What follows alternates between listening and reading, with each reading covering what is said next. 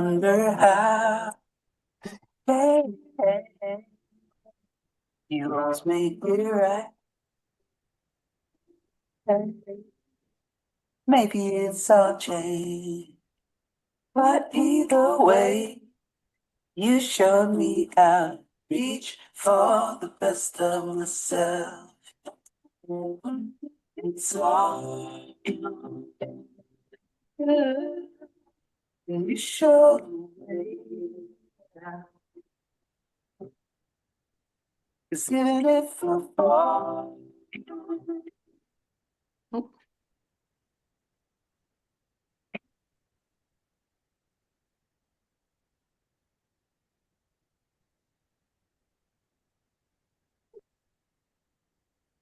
still wonder how. Yeah, you always make it right. Maybe it's all change, but either way, you showed me how to reach for the best of myself. It's all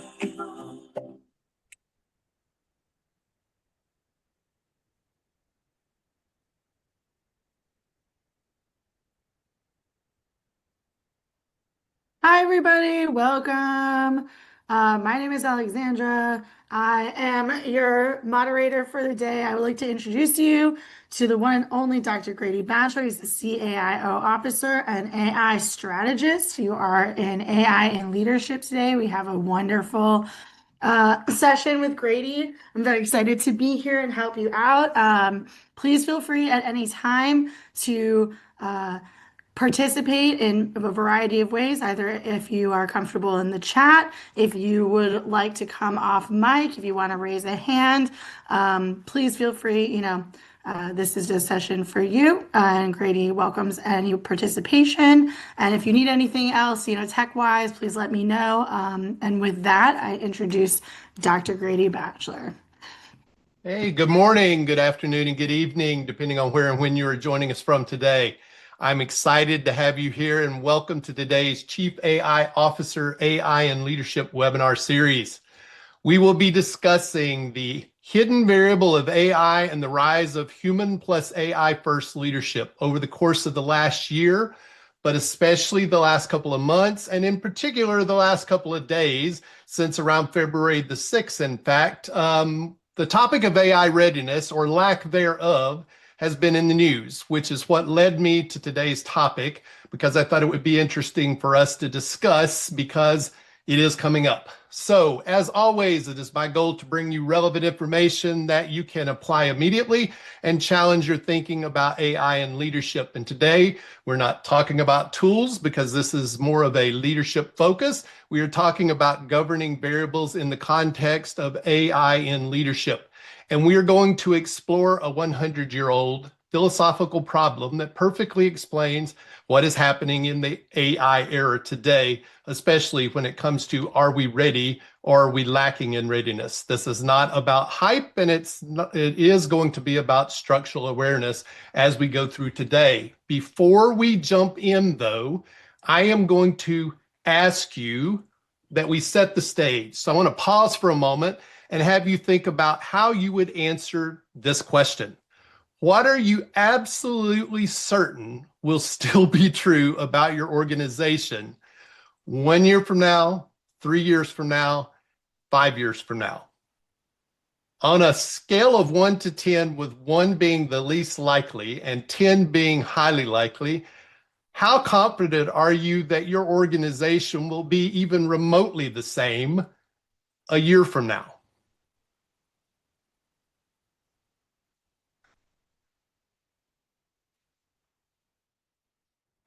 So Michael asked about human nature. Is that let's see here. So scale of 1 to 10, yep. So we've got Paul there with a 1. Michael, if you'd like to elaborate on human nature, do you think it'll be the same with regard to human nature? Is that what you're talking about going forward? Yeah, basically human needs, human psychology, that's basically where I start in terms of things that are going to be concrete versus things that are going to be are static versus things that are going to be changing. Gotcha. Thank you. So we've got some ones here, and then change in the only changes the only constant. Yes, without a doubt. So I would agree with the ones. I might be a little more positive that some things some things will be consistent, but honestly, I would find it difficult to identify what I think is going to be absolutely certain that it will not change. We have a lot of different variables that are impacting us today, but AI being a key variable and most relevant to us in terms of what we're doing here over the next 45 minutes to an hour. So let me start. I'm going to start with a 3-minute story here, and it's about a turkey. A turkey is fed every single morning at 9 a.m. Day 1, turkey's fed. Day 2, the turkey knows he's being fed. Day 10, he's fed. Day 100, the turkey is fed. Day 999, the turkey is fed. From the turkey's perspective, the data is overwhelming.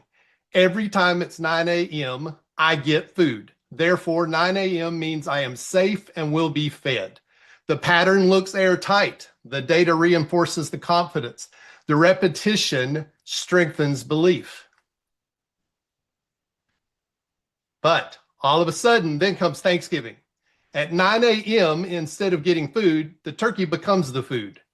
The turkey's entire model of reality collapses in a single moment. The turkey was not irrational. It was using data correctly. What it failed to model was the real governing variable, and that was the farmer's incentives and calendar. And that's our leadership lesson for today in terms of the AI error. And now let's take this into the C-suite in the boardroom, and let's look at what this means for us in the context of AI. So the real lesson here is that past evidence does not guarantee future stability when the systems includes variables that we're not modeling. So I want to repeat that again, especially when the system includes variables that we're not modeling. The turkey was modeling feeding frequency, but it did not model incentives. Leadership blind spots often live outside quarterly reports. The key point is AI is not the turkey, and AI was the calendar shift. So when we think about this in terms of what it means for us, what are you currently in your organization or in your role not measuring or not modeling that could have an incredible impact on you? In fact, because of the turkey story, I actually think our calendar shift and what pace at which the calendar will shift is probably is something we should be measuring and a governing variable for all of us as well in terms of how fast things are changing. Because I know that most everybody on the call today, this is your arena. This is where you spend a lot of your time. And I think you're probably all in the same boat as me in terms of that things are shifting much more quickly around us, especially when it comes to AI. I think about, every so many years I go to the University of Houston and I participate in their strategic foresight program. And one of the things in the past that always held consistent is they would talk about that, everybody feels like change is happening extremely fast, but in reality, change happens slowly. What's interesting, though, is I would challenge that assumption today, that change is happening far faster, especially with regard to innovation when it comes to how AI is being employed. So a lot of people are looking at this in terms of how is it impacting jobs and careers and things in the future. And we've all talked about that AI is not going to take your job. Someone else that knows how to use AI is going to take your job. I actually think that could be, and I'm gonna pose this question. I'd love input, feedback.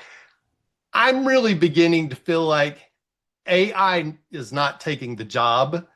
Someone that knows how to use AI, that is automating and being more innovative with how we get work done, is actually replacing more people than is someone who knows how to use AI. So Paul shared here, change happens fast, adoption, and more importantly, realization on the need to adopt happens slowly. Yes, I would agree with that wholeheartedly. One of the things that's really captured my attention lately, and we're going to talk some more about this in a minute. In fact, I tell you what, I'm going to hold off on that rather than go ahead and mention it now, because then that'll throw my process off here this morning. So for decades, organizations were fed daily revenue models. We know they worked. Headcount, scaled output. Expertise required humans. It was the expertise of the humans that came into our organizations, and we hired experts. The billing models, they were good. They remained stable. Knowledge work followed predictable patterns. And what is one of the things AI is really, really good at? It is really good at predictable patterns. And Guillermo shared here, AI is consolidating multiple roles to one employee. Totally agree. And by roles, meaning that one employee is now assuming the actions of multiple people who were in different roles. So really, one human has the capacity to do the work of multiple people and their different roles. Historical performance reinforced all of the beliefs about all of the materials, the information we had before. The danger is not failure. The danger is structural change between or beneath apparent stability. Where we think things are working, they've worked consistently, but things are changing, and often we don't realize that. And maybe we realize it, but the people working around us that we work for or work for us don't really capture that understanding. The system felt stable, but the governing variable has changed. The turkey modeled the feeding frequency. It did not model incentives, and it did not model the calendar. It didn't know Thanksgiving existed. As noted earlier, leadership blind spots often live outside of these quarterly reports, the things that we interact with that we've consistently believed. So what are your blind spots? What are you not currently measuring or modeling that you should be? And this question is going to come up again and again because it really is what we're aware of that makes a difference. How we stay aware of what's changing and happening around us is extremely important.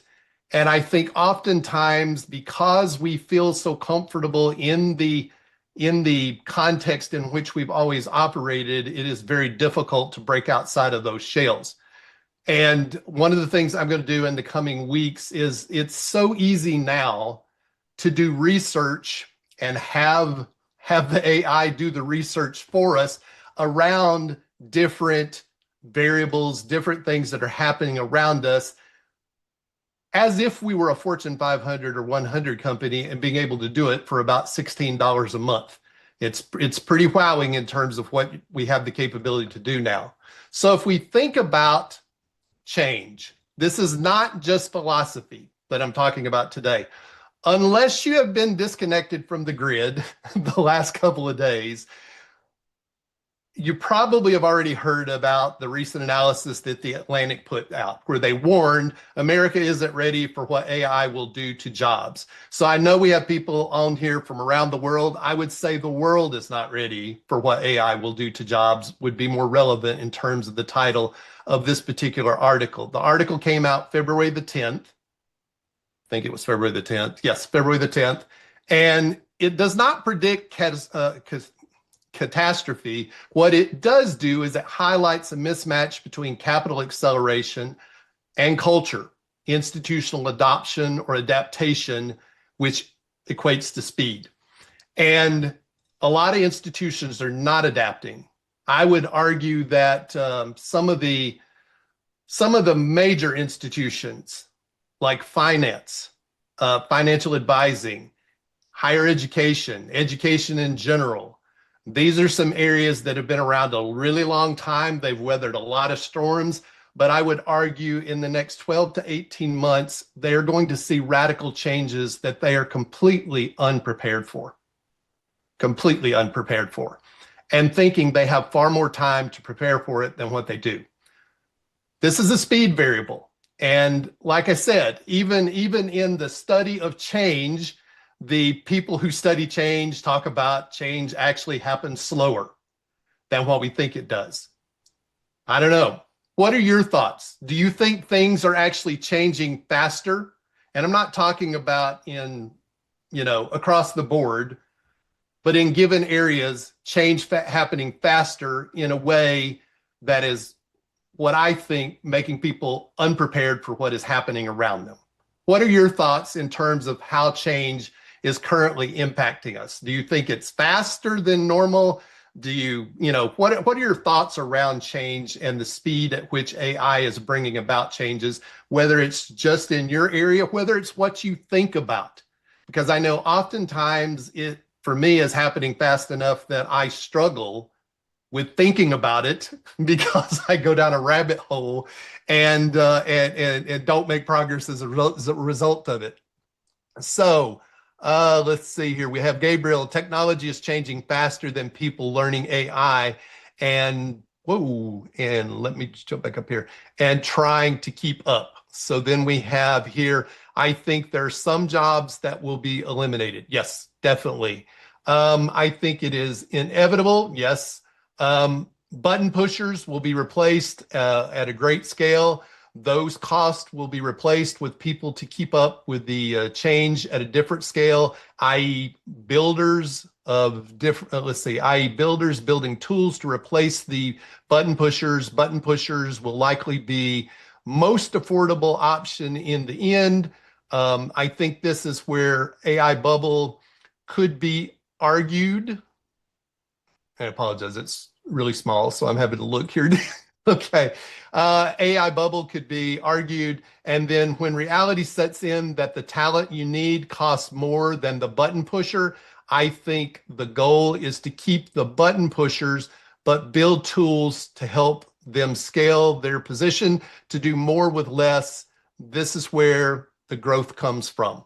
Okay, that's I actually agree with you there and think that is. I think it'll be new jobs, different than what we have now. The jobs will emerge as these other jobs go away. But one of the things that when I was doing my research for this was customer service. Customer service in so many ways is already being replaced. The ability to be able to answer questions being replaced. When I said financial advisors, robo-advisors are more accurate consistently than our human advisors. And therefore, that's one of the areas that I think is going to be greatly impacted. I worked in a college that focused on financial advising before I retired. And that was one of the things that we inevitably were seeing is that there are going to be less need for financial advisors. And in many cases, they were going to be replaced by AI-enabled, AI-empowered variations. So I know recently in the reading 2, not that it's replacing it, but it is making it easier to do different things, is some of the combinations of AI and 3D modeling that doctors are using. And in some cases, I think the end user of the doctor may very well, combined with AI and 3D printing, replace some of the jobs that actually helped create the parts that they're now creating with a 3D AI. So just my thoughts there. So basically, we're looking at a calendar shift. Are we preparing only for efficiency gains? Meaning, are we only looking at return on investment? And I know I'm guilty of looking at return on investment, looking at how many different roles and things can I replace so that I am not paying somebody to do a job that I can automate. But I think one of the things that we may be missing, and I know a couple of weeks ago we talked about scenario planning, and for some it was the first time they had really explored scenario planning. Are we scenario planning for speed-based disruption? Meaning that something we use. So I'll give you an example, and this is very minor, but Notebook LM, love Notebook LM. But it's a research platform. So they're constantly changing things, constantly adding to it most of the time. But one of the features that I truly loved and I had leveraged with my book so that you could have a conversation with my book went away during the last 7 to 10 days. I didn't realize it till I went in and literally had to remove that out of my book because you can no longer go in and have a conversation with Notebook LM like you could before. So are we scenario planning for speed-based disruption, meaning things that could happen faster than we've anticipated and the impact they would have on our organizations? What are your thoughts around that? Do you think we have a tendency to focus too much on efficiency gains and not enough on scenario planning, or are there other things that we're not focusing on enough when it comes to AI and the speed at which things are changing?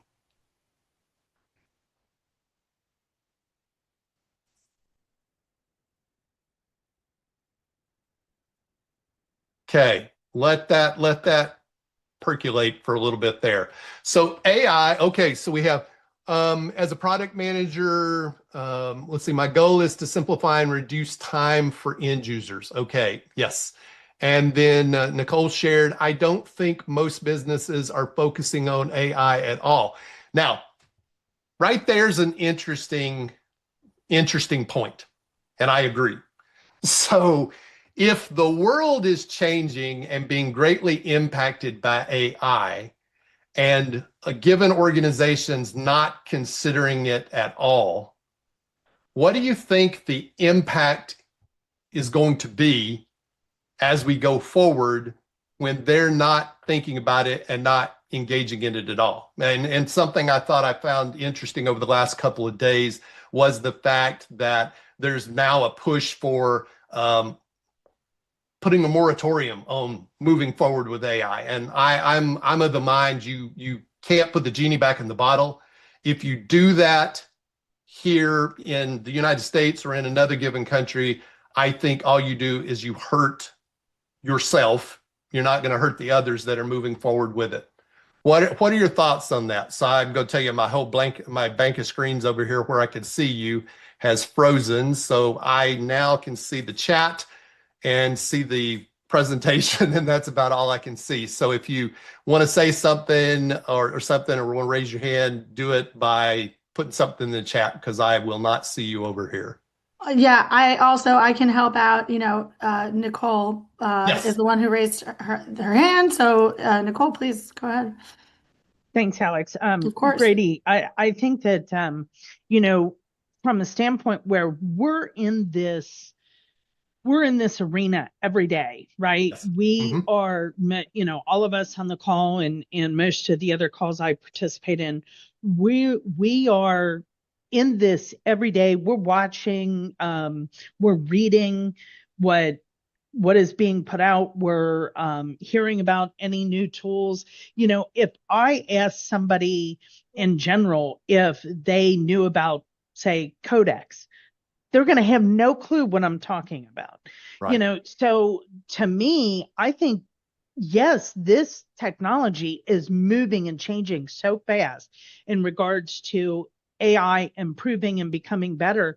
But in the business world or organization world, they're still focused just on their regular business, their standard strategies. I think at this point in time, at least for the businesses that I'm talking to and the organizations I'm working with, it is literally what they still know about AI is ChatGPT and writing emails.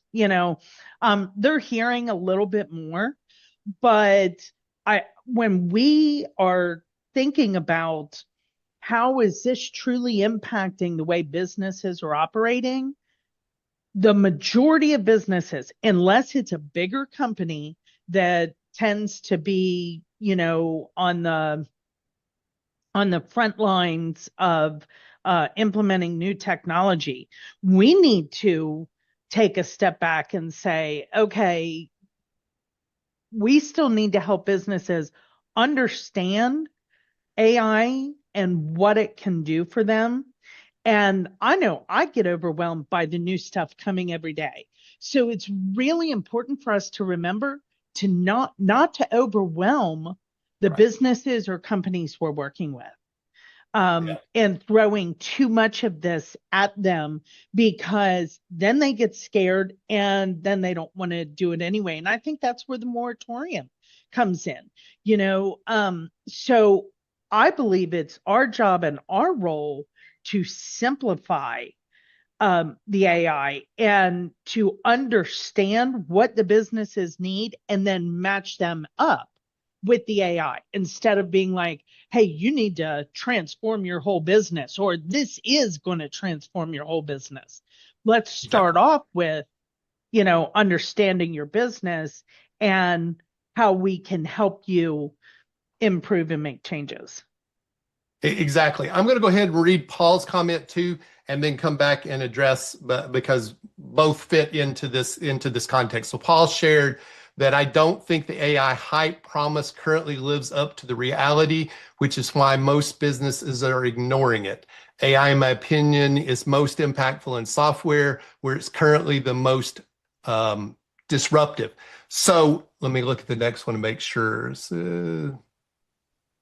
Okay, so the next comment too here by Alicia is, I think a lot of companies are thinking about it, but don't know where to start. It's so overwhelming. It's like the cloud.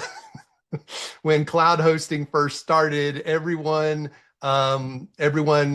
basically who wasn't in the cloud thought they were behind. They weren't. They were still making a profit from the ground, on the ground. So here's something that I think is interesting, because I think all of you in this context. So Nicole was pointing out is that we need to help people to understand what they can use and then bring them something that they can use. And then Paul was talking about that he thinks it works best in software where it's currently most disruptive, but feels like there's a lot of AI hype and over-promising. So here's something I'm going to challenge your thinking around, because, and then Alicia's same thing in terms of helping people to understand how they can leverage it and how they can use it. Okay, Paul, yes, please go ahead and come off of mute. So I agree 100% with what Nicole just shared. But I want to take it to the next level. And that is my entire career, or the majority of my career, I've been a software developer. And AI, to be perfectly honest with you, scared me until I realized that my role as a software developer wasn't necessarily creating software, but my role was solving problems for my clients. Yes. AI makes that easier for me to do at a better scale, which means that I can now provide better results for my clients at a much better price, much faster, and I'm able to serve more clients as a result. I don't necessarily think that AI is going to take my job away, because I have the ability to envision the solution and create the solution. I do agree with what Aisha said earlier about the button pushers, the ones that aren't able to have or create that vision. Those people in our industry, and by our, I mean in software, those people's jobs are definitely on the chopping block, because AI can push those buttons, but AI can't push the buttons and have the human needed perspective of whether or not the buttons are pushing are making sense. And that's where people like me, like you, like most of the people on the call, that's where we come in. And that's how we're going to get other businesses to adopt AI, because at the end of the day, the other businesses don't care how it gets there. They just want, when they go to the donut shop, they want a donut. They don't want to know how the donut was made. They want a donut. When they pick up the phone, they want dial tone. They don't care how it got there. That's our job. And they're going to be looking to us more on an ever increasing basis to get them there. As they see their peers getting there faster, they're going to want us to come in and help them get there faster. Exactly. So I totally agree with all of the comments, what you just said, Paul, what Nicole said. The reality is I think you hit it on the head there, though, when you said problem solver.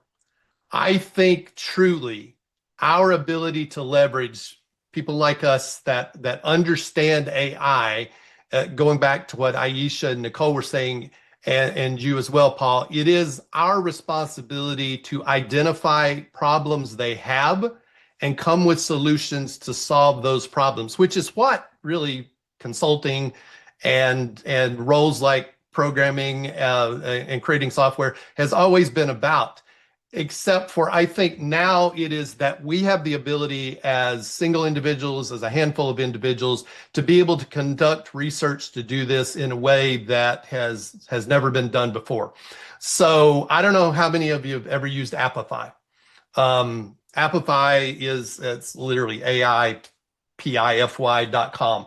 is a tool that for approximately $10, you can do incredible kinds of research using tools that up until the last probably year or so, you would have had to pay a fortune to have access to. So I'm going to give a small example of what I heard a week ago from a consultant that was talking about how they leveraged, and I'm actually taking a class from the guy, but he was talking about a couple years ago in New Zealand. He lives in New Zealand. That he literally, when he left his job to start his new company, what he did was he went on and he researched, and I'm assuming like Yelp and things like that. He researched restaurants that were within so many miles of him, and he researched their ratings. So first he leveraged Google to identify all the restaurants within a certain circumference. Then he went and he researched, same tool, researched all the different Yelp and different kinds of ratings and things around them. Then he looked at the problem of how many of them might be getting really good ratings, but they didn't have a website, or they didn't have a website that effectively helped present them. And he took the reporting and he put together a personalized email or letter, and he sent it out to all these highly rated restaurants that did not have what they needed to grow. And he showed them where they had a problem that in many cases they did not realize they had a problem. And then he showed them a solution that they could be able to get very easily, that he could provide to help them be able to either grow their business or get word out there about them. And it seems like a very easy concept. And yet at the same time, he most likely was the only one out there doing that. And you could take that same concept around all kinds of different topics and do the same thing. The same is true in terms of larger organizations, because I was thinking about this in terms of most larger organizations. They pay a small fortune to do research that, pay McKinsey, pay somebody else to do the research, and they spend a small fortune. And I've shared in the past with ChatGPT Pro, and I'm sure you could do the same thing in Claude. I have not, but I am quite confident it would do the same thing. You can actually do strategic growth reports and all kinds of things that literally would have taken a whole entire team to do in the past. But with Appify, and like I said, in the coming weeks, I'll show some things around that, because it boggled my mind. It's a tool I've been playing with in terms of the research you could do for a large organization and show up. I mentioned higher education. So there's a lot going on in higher education, and there's not a lot going on. And so I say there's a lot going on because there's a lot of pockets of things going on. But then there's a lot of really large university higher education systems that literally, they're like deer in the headlight. They don't know what to do, and they're just basically sitting still. And someone could take other different kind of businesses that each of you know about, and be able to do research and leverage the same concept that the consultant used with Yelp and with the research to be able to help restaurants put in their websites to help them do better. And you can track all of that, which allows you to be able to show the impact you're having. You can do that with lots of other areas as well, but you can also do that around competitors and different things like that as well. And someone like Paul, who already understands and can do the software stuff, can really take that and run. But any of us could take that and run with that framework, and that's a very simple framework that can be applied again and again. So I want to jump back on my script here for a moment in terms of the topics that I plan to be able to talk about today. And look at this slide we have up. And the key thing here is AI is not incremental. AI changes the governing Sorry, variable. Grady, your Yes. slides are not up. We don't see your slides. Oh, that means, let's see here. Let me go find. Yeah, they haven't actually been up the whole time. Oh, my apology. So, okay, I'm going to go off screen for a moment.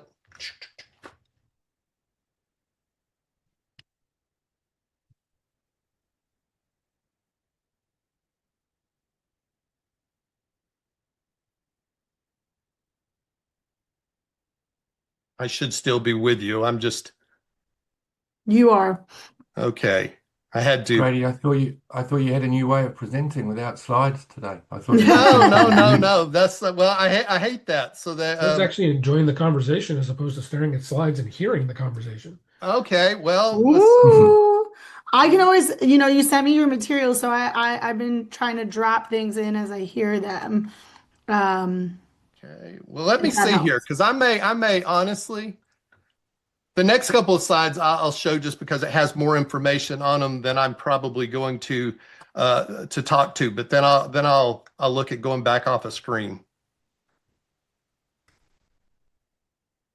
I always get concerned about lighting and stuff when I'm. So now you should see my screen. I do. Okay, so let me back up here because I think I.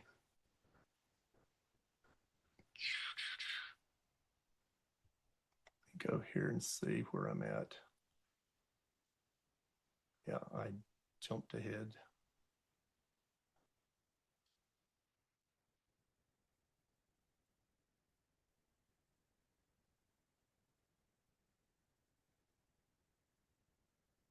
So I'm not sure that anything's even changing here. Let's see here.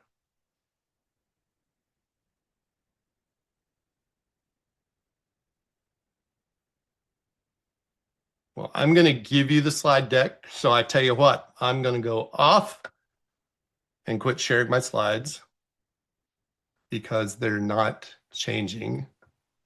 I just dropped the slide deck in for everybody as well. Okay. Yep. Okay. And then as you go, the other resources I can drop as well. I could also try to share my screen and you can just say next slide. This is interesting. I'm not sure what even transpired. So let's see. I just want to get back on. So I stay on my topics. If I don't, I will literally, we will meander all over the place. So I want to make sure I at least get back onto my notes. So I hit the right topics, even if we're not sharing the screen.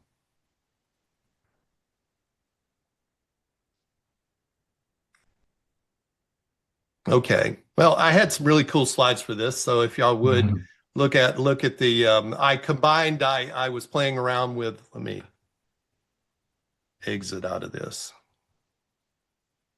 Grady, do you want me to try to share my screen and show the slides? I am actually, if let me see here. I'm trying to figure out why I can't even find the thing to turn off the slides now. I could probably do that too.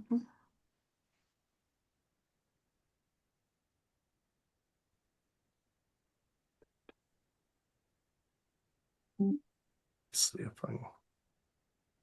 it's hiding over here somewhere. Oh, there we go. So I'm just going to stop sharing. There we go. Be back on the screen. So you are going to see me this entire time. So you've got the slides and stuff. So the one thing I want to look at in terms of with what's actually happening, what's changing, is that AI, as all of you know, it basically alters productivity in terms of the productivity physics. What's really happening? And if you take, for example, if outcome per human increases dramatically, then cost assumptions shift. And that's one of the things I think is happening that not everybody's taking into consideration. The old physics is 1 human equals 1 unit of output. Now the new physics is really 1 human equals, or 1 human plus AI can basically do greater than 3 units of output. As I started leveraging automation, so I agree with that, because one of my big things is what's the return on investment? What is it that we actually can do that we couldn't do before? So like Paul said earlier, I think it was Paul that said that we can take on more roles. Well, now if you think about it, in the last 6 months, maybe 12 months, 1 human plus AI automation, I would say now is greater than 10 units of output, meaning that you can automate things that just happen in the background. You can do some with vibe coding. Vibe coding, I personally think is going to come and go. It'll be here for prototyping. I don't think vibe coding will necessarily be here doing something, and you can all disagree with me. I literally, because it changes and the cost associated with it and everything is still so high in terms of computing output time, till I think it will not be something that we can necessarily replace programmers that do software development through normal means. But AI automations, through leveraging some of the tools that have been around for the last 12 to 18 months, most definitely, I would think that we're going to see automations really jump. Paul, not unless they make the back end tools better and provide more transparency on costs. Exactly. I jumped all into the vibe coding early on, and then spent astronomical amounts of money because it was all about trying to figure out what I turn off, what I turn on. And I mean, literally, it was, to me, I found it to be such a nuisance to where not even for quick prototyping, I'd rather map out something and hire somebody to actually do it than to try to do it myself. So when you think about what's going on, when I talk about automations, I'm talking about being able to automate something that does like multiple tasks behind the scenes. And so an entire process you might do that would take 2 or 3 people, being able to go in and literally automate that to where you just don't do it anymore. So I'll share something as simple as taking an image, creating a script to be able to do a promotion or advertisement, and then taking that and converting it to something like HeyGen, a talking head that combines that with a voice from 11 Labs. You can do all of that manually, or you can create an automation that literally I drop in the image and the rest of it happens, and I go pull down 40 different examples that it created on the back end. So, so Paul shared here, best encapsulation I've read and heard about the vibe coding. You start vibe coding 45 minutes later. You've stopped, you sip something that works, but that you don't fully understand. Congratulations, you're now maintaining a code base written by an alien intelligence that doesn't remember writing it. What could go wrong? Exactly. And that's what I felt like. It was like once it got it done, it was like the world's easiest thing also to break. And yet, while it could answer all kinds of questions while you're using it, then it couldn't answer questions, and it was like out of context. I love the concept of the alien because that's exactly what it felt like, was an alien in a box. So if we step back here and we think about how we can multiply all these things, when cost assumptions shift, competitive dynamics shift. Basically, that's where the structural happening is happening, and where I don't remember who it was that was talking about that organizations just not using. I know Nicole said, many organizations not using it. The reality is that I think while the costs are effective for all of us to be able to play in this and not have to have astronomical amounts of money, it is organizations that have a lot of money that are automating and innovating in ways that that we're all still catching up with. And that's going to change things significantly. And I think that's where a lot of organizations are going to find themselves, completely caught off guard, because what they're doing may completely go away.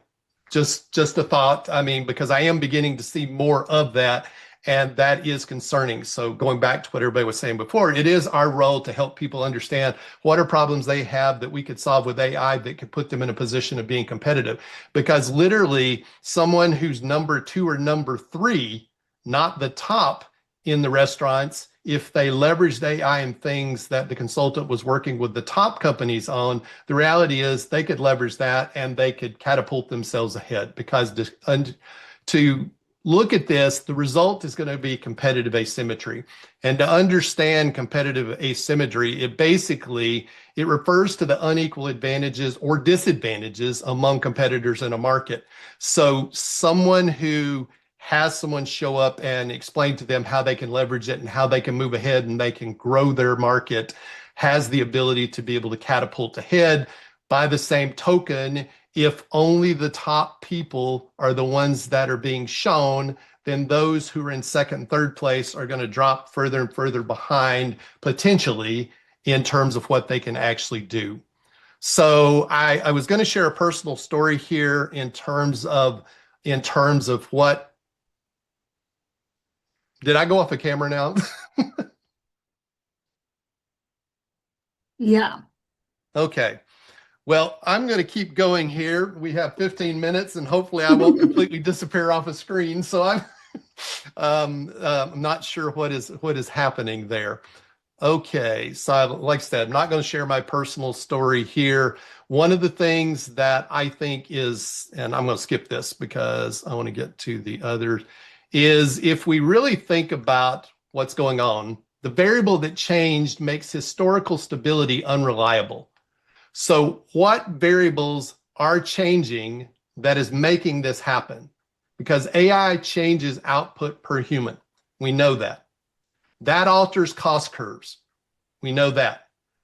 It also alters labor structures because we don't need as many people. We're able to, as Paul said, we're able to create one person that does multiple roles. That alters pricing power because now I'm not having to carry the overhead. It also alters investor expectations because now they're going to expect different things from our capability to do more with less, which is a scary concept. So the system is shifted. A key lesson here is that induction and hidden variables that we can draw from this is that stability can hide fragility. Confidence can rise right before disruption and us be completely out of business. This is not about panic. It's about modeling what you are not currently measuring. So for some organizations, Thanksgiving rarely happens like a sudden collapse, like happened with the turkey. It looks like erosion.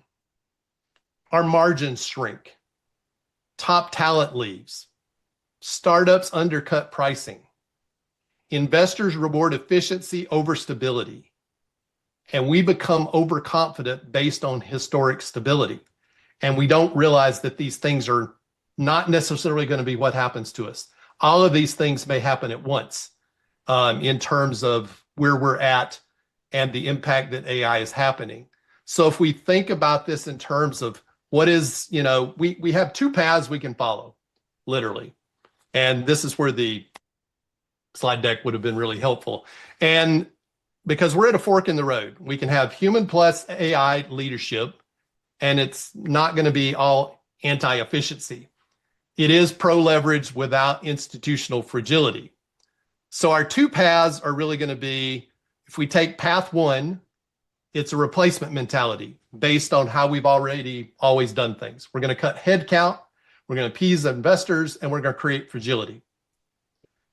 The second path is going to be to amplify capability, expand output, and build resilience. Now, I would argue that a lot of the larger companies are amplifying capability, expanding output, building resilience, and they're also doing the whole cut head count in the process, which is really kind of a scary phenomenon, because I think this comes back to where Paul was talking about the bubble concept, and the same with Nicole or Aisha, Alicia, that was sharing about what was happening in terms of the organization. So most organizations are really at what is referred to as an AI assistance level. So if you can picture, go ahead and change the slide to the next slide, if you would.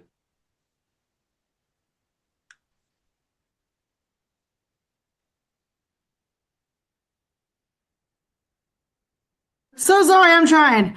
Okay, so I was going to say, so this is where I put together 4 levels of human plus AI readiness that will be shared with you, because if you think about this in terms of where people are at, there's this curiosity phase, which I think everybody's going on, and oddly enough, recently on Facebook, where people were able to put in their job and have AI create a picture of their job, more like a caricature or cartoon, is probably the most engaged I've seen people with AI in general, in a lot of ways. And maybe it'll help in some ways, because I come from an area of the country where people are still deathly afraid of AI, and for so many different reasons. So if we remain at AI assistance level, where we just use it for efficiency purposes, we're going to continue to improve efficiency, but the structure is going to remain fragile. If we can move to the AI leverage level, and in that handout, it explains this in more detail, we're going to be able to output multiples, or output multiply what we're able to do.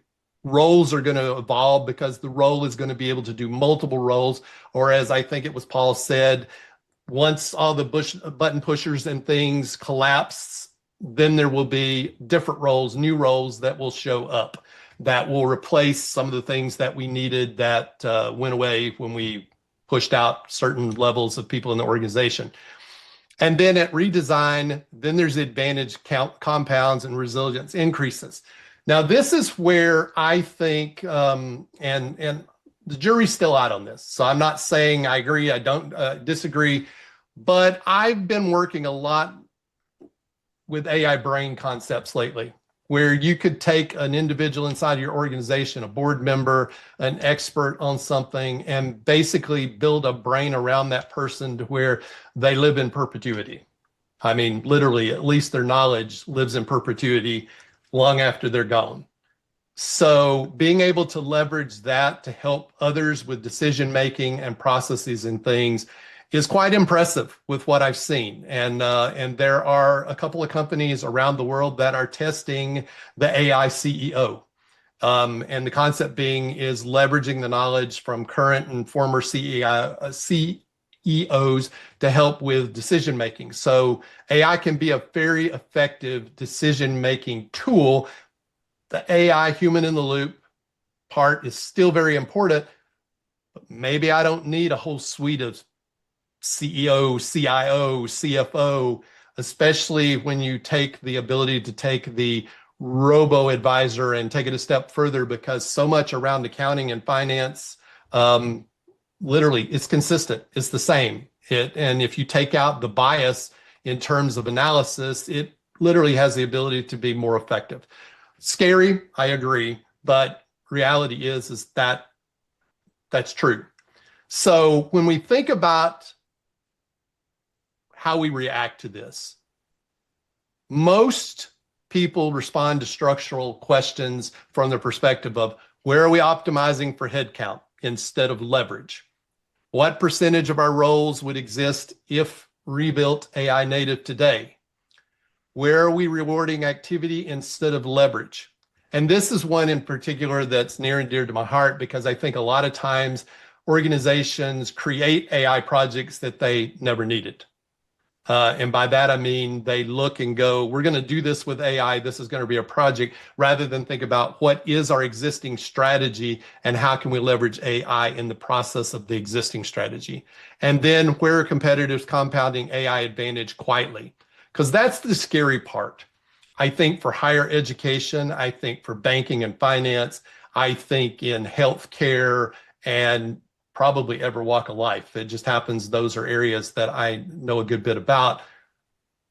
It's what competitors are doing quietly behind the scenes that are going to just overnight compound their advantage through using AI, and make it very difficult, if not impossible, for some of their competitors to ever catch up.